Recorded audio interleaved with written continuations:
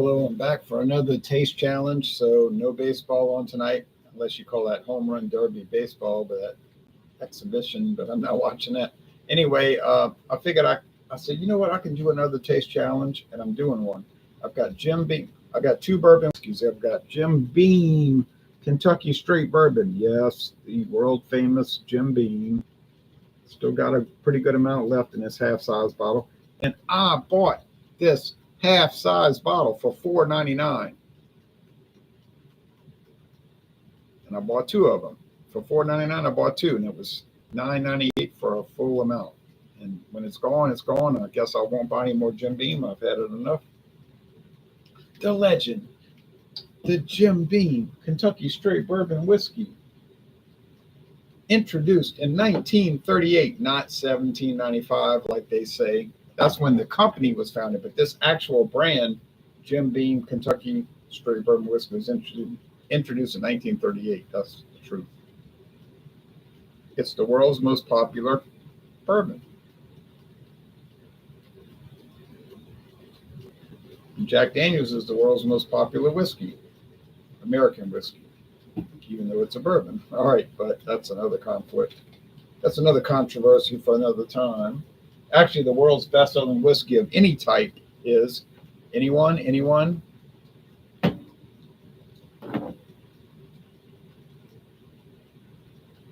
You got it. Johnny Walker Red Label is the world's best-selling whiskey of any type. Johnny Walker Red Label, which I got a huge bottle of that. Nelson's Green Brier, introduced in 2014 after being out of business for 105 years. Aged 2 long years. Sour Mash Tennessee whiskey, charcoal mellowed, which by law, everyone but one, except for one exception, Tennessee whiskey has to be charcoal mellowed before aging. The Lincoln County process, as they call it, doesn't make it not a bourbon. Now, some people, and this is a common thing on the internet, they'll say, well, since it's filtered through charcoal, it's no longer a bourbon. It's like, no, because did you ever bother to read the bourbon regulations? And the answer would be, truthfully, no, they never did. If you read your regulations for bourbon, there is no reference to filtering. So filtering doesn't matter either way. Filtering is not relevant as far as what the definition of bourbon is. Max Walt says, hello, Ronald. Hello to you, Max Walt. In the Russian Federation, we got viewers from Russia. Bourbon has to be what? At least 51% corn. Or it could be 100%, but it has to be at least 51%. It has to be aged in new charred oak barrels. And it has to be producing in the United States. Those are the three requirements.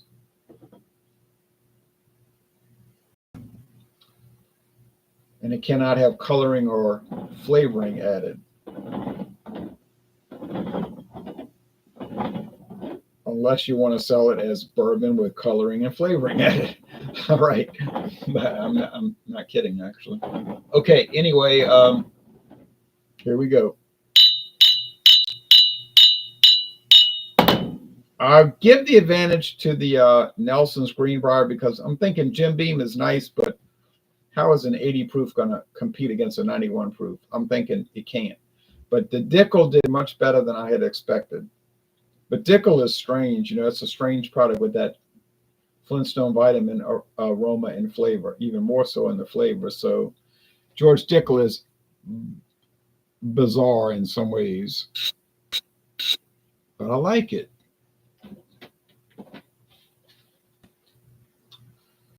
I do like it. Okay, now is the part where I taste the whiskey. The whiskeys, plural, sorry.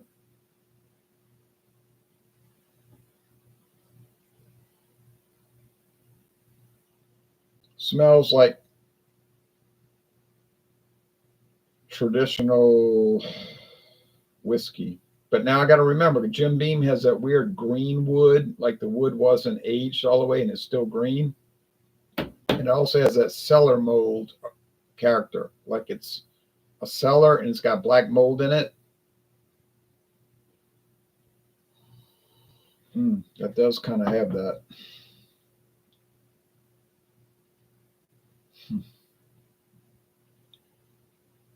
This kind of has that Tennessee whiskey Flintstone vitamin note.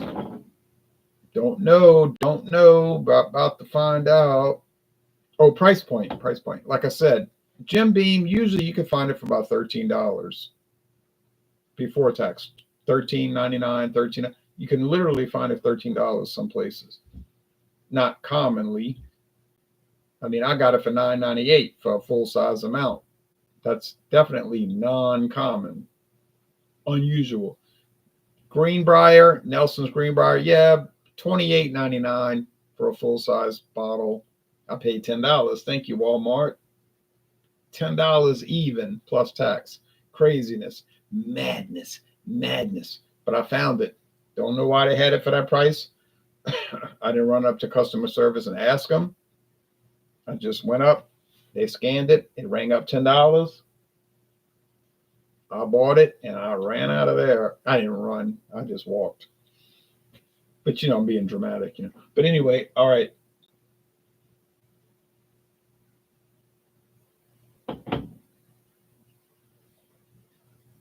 You say, why are you being dramatic?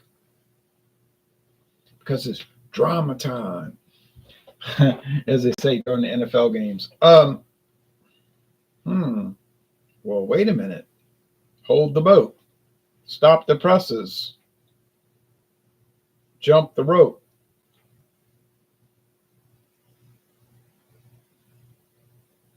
Look at me.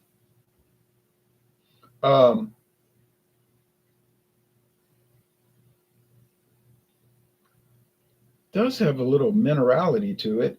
Would that be Jim Beam? I don't know. That's got me a little perplexed.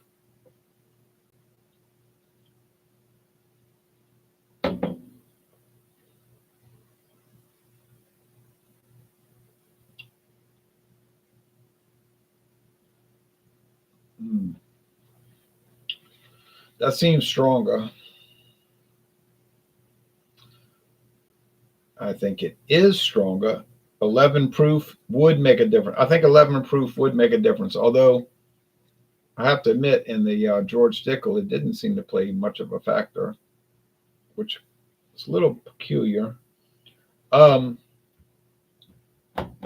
Price point, big difference there. So would it be better to pay the extra $13 and get the Green Brier? I don't know about that. Honestly, you could say, well, Green Briers are much more craft oriented.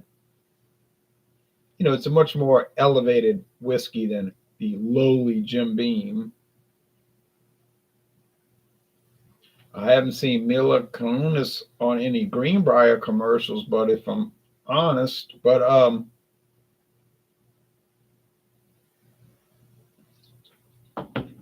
James P. Madonna says she always seemed like she was on drugs when she was on those videos. James. Although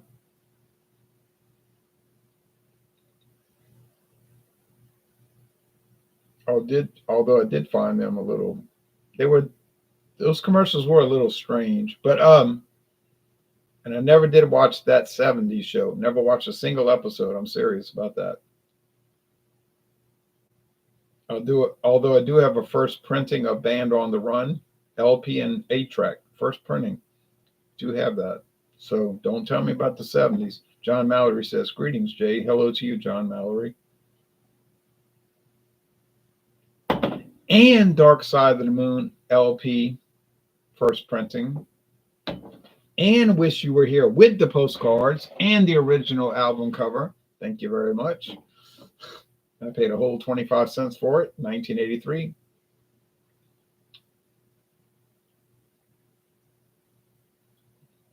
But I know this is the Jim Beam now. I'm starting to pick up that little greenwood and cellar mold. Do I like Jim Beam? It's strange in some ways. in many ways. It's an unusual product. But I'm sick of all the other products that are so drab, like so many products we try, beer, wine, and liquor is like the same old thing. And my friend David was harping on that over the weekend. He was like, do we really need another bowl of cereal with the milk coagulated with the refuse grain? I'm like, no, we don't. And we were like we were getting so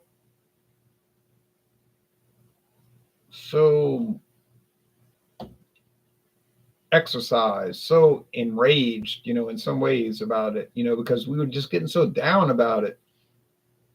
We were trying all these beers. Many were IPAs, or they claimed to be, but at 13 IBUs, yeah, sure. That whole thing has just got us in an uproar, and we were just batting back and forth and just getting more demonstrative and a little bit out of control. I'll admit that, but I think it was justifiable in most ways. But yeah, I was like, why do we even do these beer reviews anymore? Why don't we just throw in the towel and call it off? Just end it. Just give it up. There's no hope. In some ways, you think there's no hope. It's like there's no hope. You just can't. You can't go forward. But I did find something interesting yesterday at Winn Dixie, and I was like, maybe there's hope. Maybe there's hope. Okay, so I'll bring that into play later in the week. So maybe there's hope.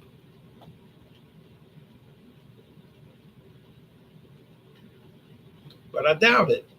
All right, so this is Jim Beam, obviously. Got it right. So what gave me what was the evidence there that it was Jim Beam? Well, of course, it's much lighter.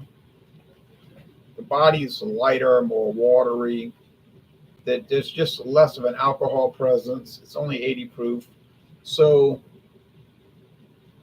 I like it. I like it a lot. And I don't think it's fair when people rip on Jim Beam and say it's garbage, it's trash. I would never drink that. It's like, yeah, you would if it was free. But it's very mild. It's demure, as they used to say in 2024. It's demure. So, but I like it. I do like it. And I would theoretically, hypothetically buy it again, although probably in reality, I probably never will because I got too many bourbons. Now, Green Brier.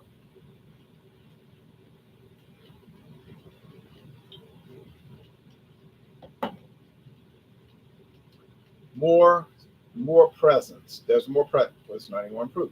So there's more presence, there's more body, there's more character, there's more elevation.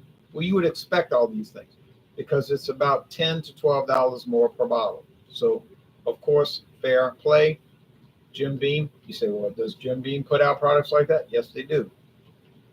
That would be comparable to the Green Brier. Yes, they do. But their baseline, that their base offering is basic in a good way. Good basic, I agree.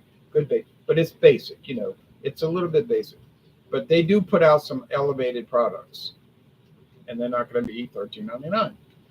Now this is Green Brier's flagship. This is their standard edition. This is their Ford Custom 1972 Ford Custom SE standard edition.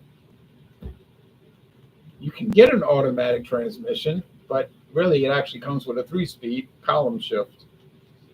But only 1% of the buyers got that. Some people are like really picky about paying an extra penny for the vehicle. It's a joke, but it's not really a joke because some people would do that. They would just get the cheapest, and you could get. Well, I pulled this off in 2018. 2018. Somebody told me you can't buy. He was talking loud, on Facebook, how people tend to do. He says, you can't get a full-size truck for less than $20,000. You're crazy. Now, this is now 2018. This is not today. I said, you're going to eat those words because I already had done the research. So I went over there.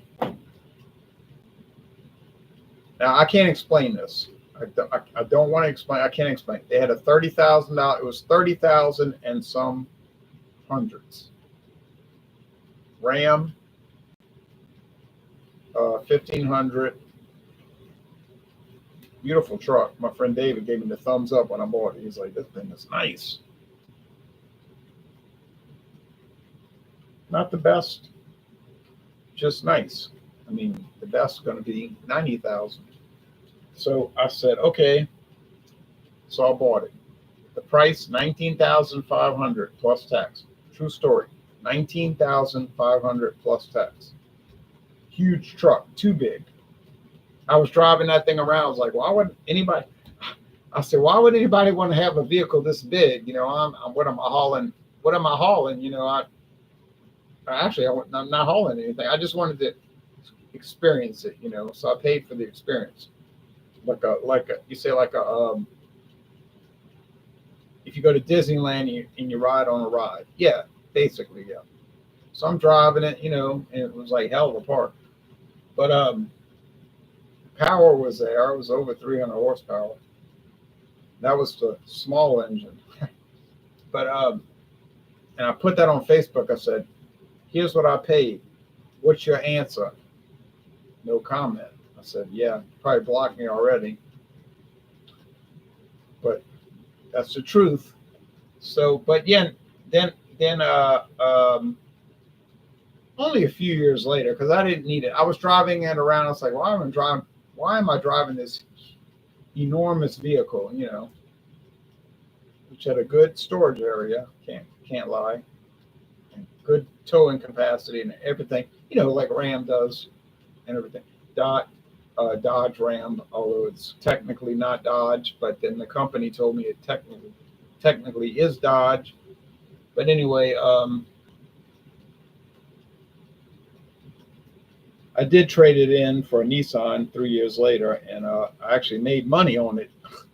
I drove a vehicle for 3 years, and I got $2,500 for driving it for 3 years.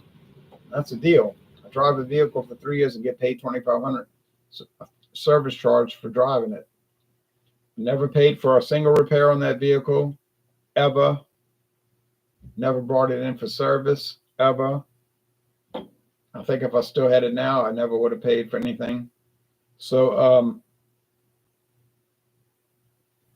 there were certain things about it I didn't like, but the seating was unbelievable. It was the greatest, most comfortable seats in a vehicle I ever had. Oh, you'd be falling asleep. That's the problem. They're so comfortable. The seating was so comfortable. You'd be driving down the interstate. It was like sitting in a lounge chair. It was unreal. Very high quality ingredients. Yeah, high quality materials.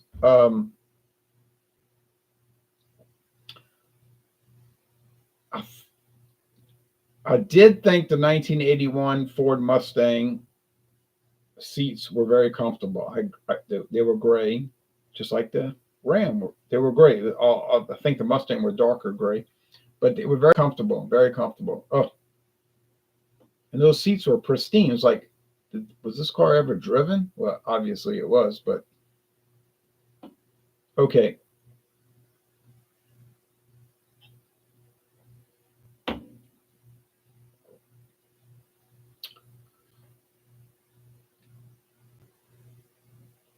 I would recommend Nelson's Green Brier.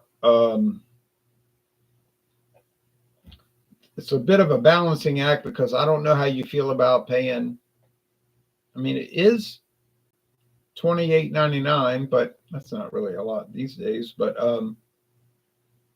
and I got it for $10 even for the full size bottle. But like obviously that's not going to happen really for you. So but I think it's a fair price. I think it's priced accordingly to what its flavor is. It's very nice. Does it beat the Jim Beam? I think it does, which should be kind of obvious, you know, better product. a little higher quality.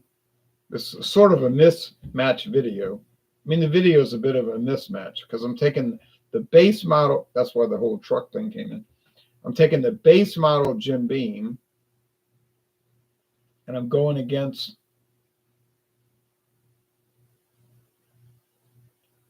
well, okay, that is the base model of Nelson's, but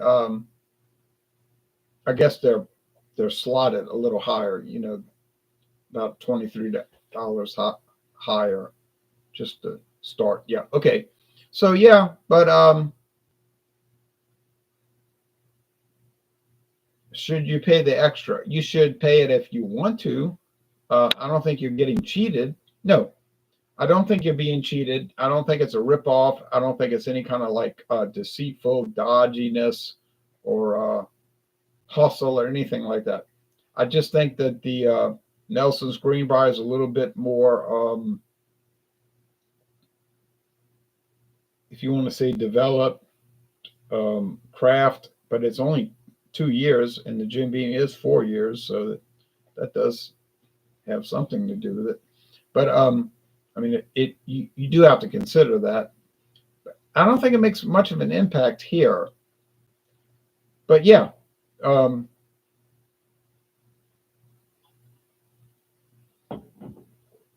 would I pay more for the Green Brier? I would. I think I would theoretically pay more for the Green Brier, yes. In a hypothetical sense, I would. I think in a practical sense, I don't know because I just do taste challenges and I buy the bottles and then when they're gone, I'll move on, move on to something else. So in a real world sense, it doesn't much matter, but theoretically, yes, I would buy both. Grass-fed beef supreme says, unfortunately, $28.99 isn't too bad these days. I know that's the sad thing because 20 years ago that would be considered outrageous. 2015, that would have been considered outrageous. That's what I usually pay for Appleton Estate. Oh, a great product. If y'all have never had Appleton Estate rums, definitely don't hesitate. Is Appleton Estate the best rum I've ever bought?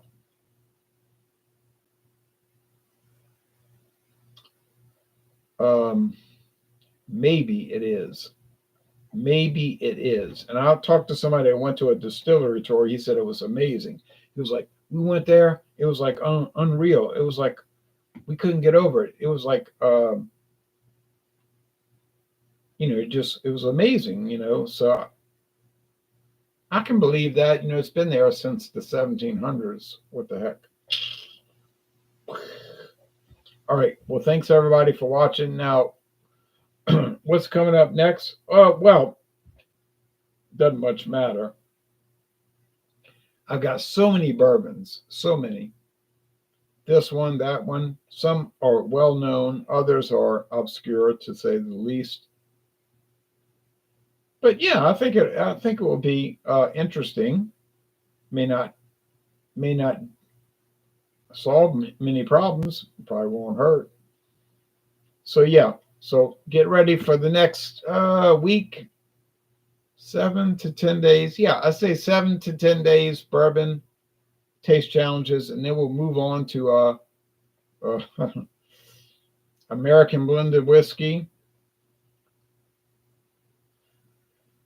I have a lot of those, and then we're going to go back to bourbon, but I have to crack open some more bourbon because I haven't done the Ezra Brooks. So yeah, it'll be like about 10 days. I'll break open the Ezra Brooks, and this will be a very interesting product because you cannot find it unless you live in Australia, apparently these days. I had their signature to be really okay. I find that their signature is a really great product at that price point. I love the Jamaican rums with that funk.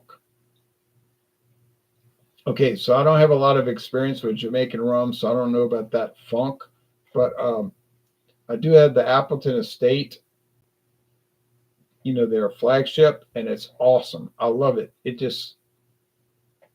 Oh, it competes so well. Oh, so very well. What a beautiful product. And I've had that thing for like 7, 8 years. Oh, you'll never hear me say a negative thing about Appleton Estate as long as you live. You'll never hear it. All right, y'all take care now. Bye bye.